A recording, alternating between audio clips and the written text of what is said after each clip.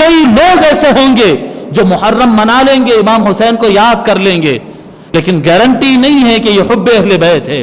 ہو سکتا رواج ہے، باپ دادا کرتے تھے میں بھی کر رہا ہوں اور چل گیا، ایسا ہو سکتا ہے جی۔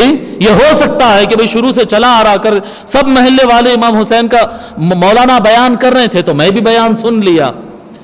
تذکرہ امام حسین اور محبت امام حسین فرض ہے، پر حب اہل بیت کی علامت نہیں ہے۔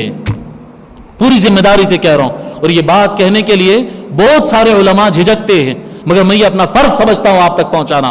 امام حسن سے محبت کرنا، چرچا کرنا، سیدہ فاطمہ سے محبت کرنا، جی آپ کے نام سے گھر میں فاتحہ کرنا، خصوصی کھانا پکانا، غریبوں کو کھلانا، یہ سب کرو، لیکن یہ سب ملا کر بھی گارنٹی نہیں ہے حب اہل بیت کی۔ حب اہل بیت کی گارنٹی ہوتی ہے علی کا نام لینے سے، علی کا چرچا کرنے سے، علی کا جھنڈا بلند کرنے سے۔ رب ذوالجلال کی عزت کی قسم، اللہ کے رسول صلی اللہ علیہ وآلہ وسلم جب حب اہل بیت کو فرض کیے، جو محبت جو صحیح راستے پہ چلتا ہے اس کا امتحان ہوتا ہے یا نہیں ہوتا ہے؟ جو صحیح راستے پر چلے گا اس کا امتحان ہوتا ہے۔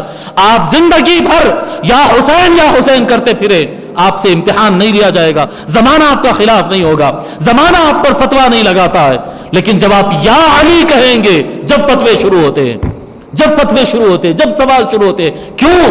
علی نام ہے حب اہل بیت کی گارنٹی کا۔ معاذ اللہ کو یہ تصور نہ کرے کہ میں یہ کہہ رہا ہوں امام حسین کا نام لینا ضروری نہیں، معاذ اللہ جی، ان کا نہیں لیں گے تو کس کا نام لیں گے؟